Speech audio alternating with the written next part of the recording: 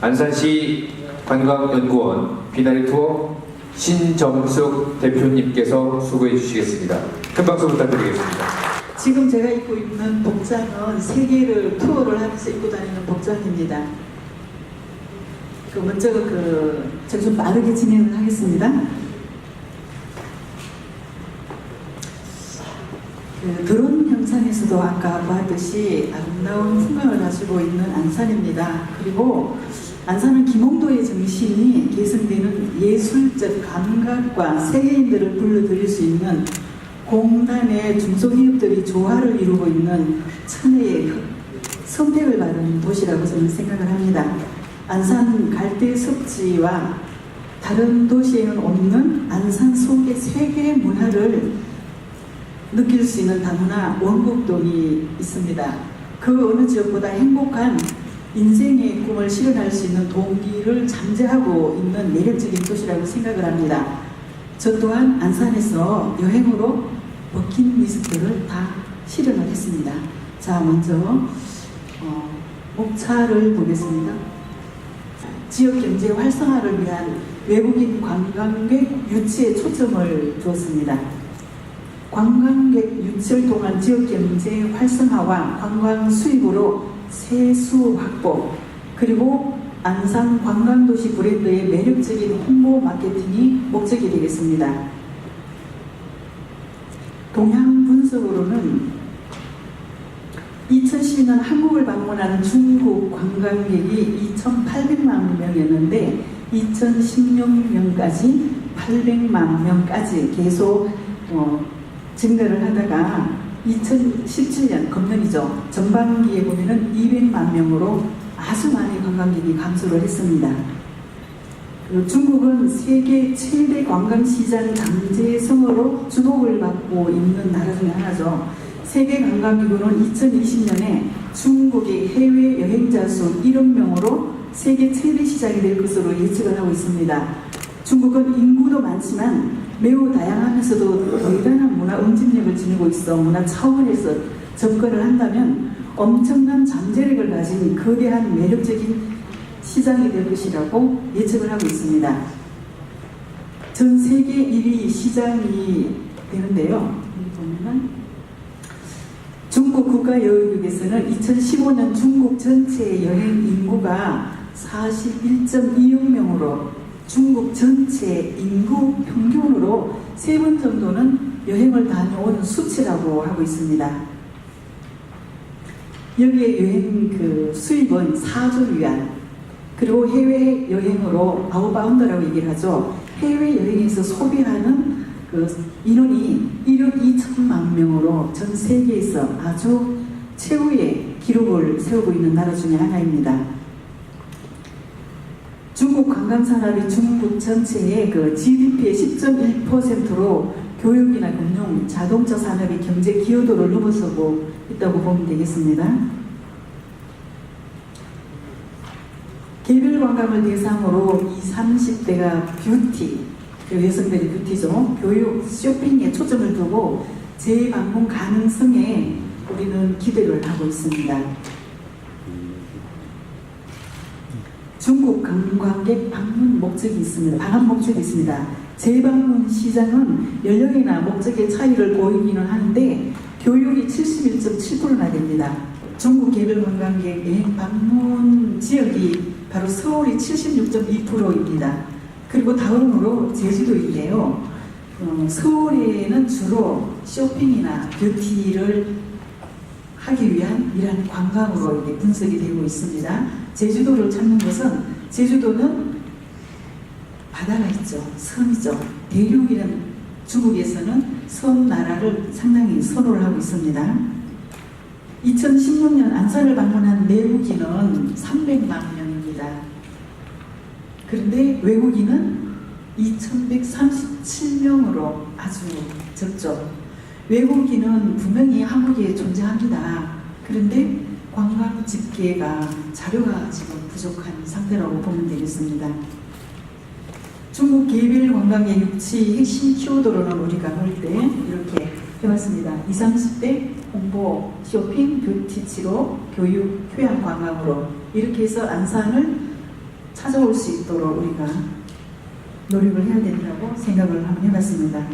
안산 중국 개별 관광의 육지 방향으로는 안산 주변 시야오 대부도 바다가 있는 해양 스포츠, 해설길이나 에코테마, 어촌 체험, 중국 유학생, 특화된 미용 관광으로 원소톱, 차별화된 화장품 소구묘, 면세점 20, 30대들에게 세부 전략으로는 한국을 다시 찾아올 수 있도록 하는 대부도 시야오 해양 스포츠를 위한 경정공원 조성으로 내륙 국가의 중국 젊은 층들의 로망인 바다를 체험하는 여행으로 대상은 중국의 베이징, 광저우, 길림성, 흑룡강성으로 중국의 춘절이나 중추절 연휴 기간을 통해 가지고 중국 전 지역을 거래하는 MOU 여행사들을 대상으로 해서 모집하는 것으로 한번 해봤으면 좋겠다는 생각을 해봤습니다.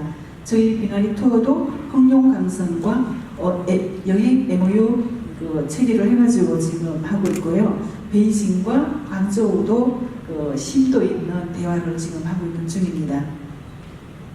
그리고 미사리 경정공원의 부가가치가 대단하다는 걸 갖다가 알 수 있습니다. 미사리 경정공원 시장 규모가 무려 11조 3,178억의 부가가치를 내고 있다고 합니다. 안산에도 충분히 가능한 것이라고 저는 생각을 한번 해봤습니다. 바다가 인접한 안산도 미사리 경정공원을 벤치마킹할 수 있는 천혜의 자원을 가지고 있습니다.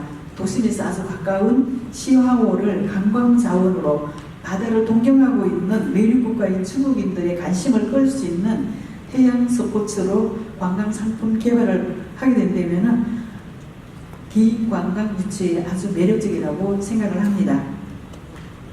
그리고 최근 드라마가 상고마가 된다는 거 잘 알고 계시죠? 영화 촬영지입니다. 겨울연가 관광 상품으로 선거를 낸 아주 유명한 곳이죠. 이것도 한번 안산에도 기획을 한번 해볼 필요가 있다고 생각을 한번 해봤습니다. 세트장을 양주시에다가 만들어가지고 2005년 8개월 동안에 11만 명이 여행자가 방문을 했다고 합니다.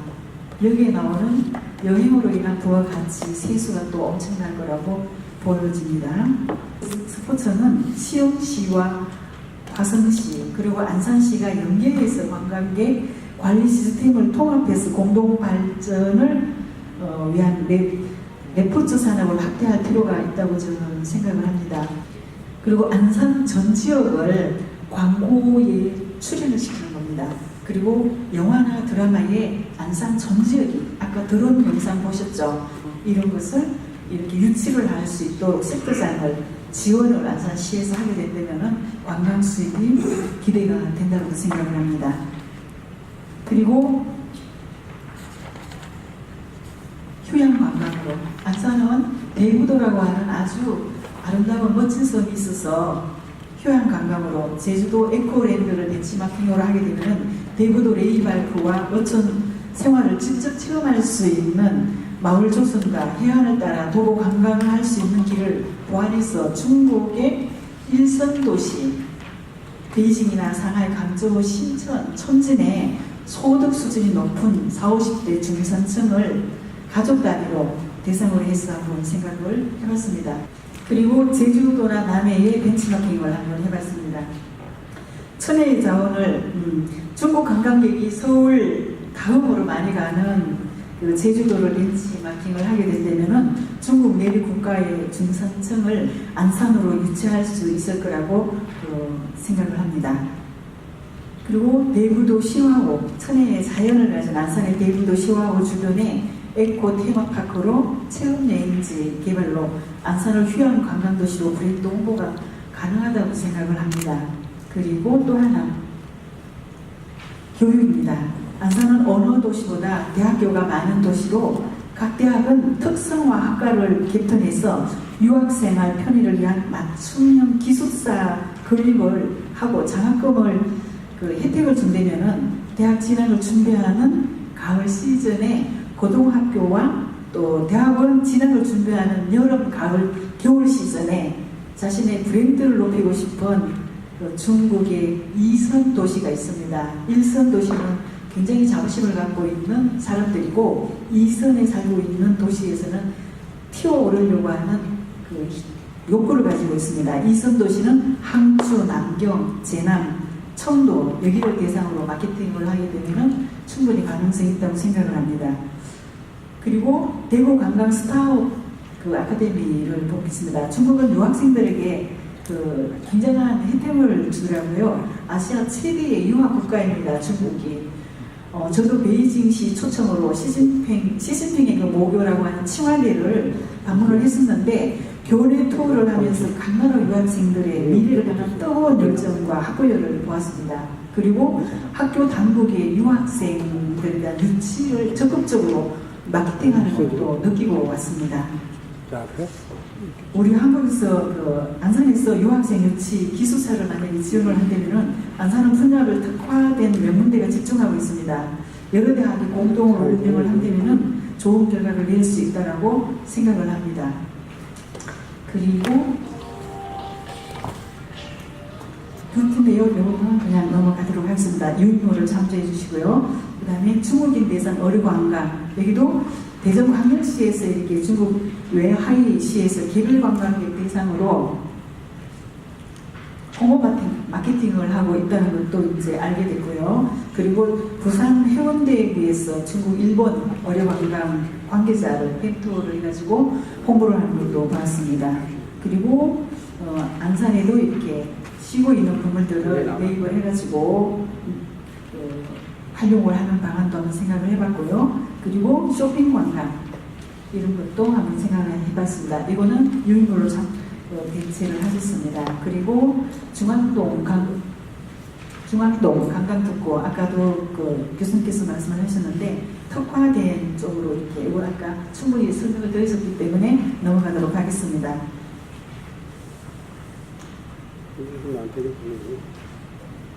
홍보 마케팅. 안산에서 바늘공단에서 중국과 교류하는 업체와 MOU 체결로 중국 업체에게 한국 수출 시에 다양한 혜택을 준다거나 프로모션을 제공하면은 안산시와 바늘공단 업체의 적극적인 참여와 그리고 지원으로 모두가 개별 관광 특사가 되지 않겠는가 하는 생각도, 그래서 스스로 또 확보할 수 있는 길이 열리지 않겠나 생각도 해봤고요. 그리고 해외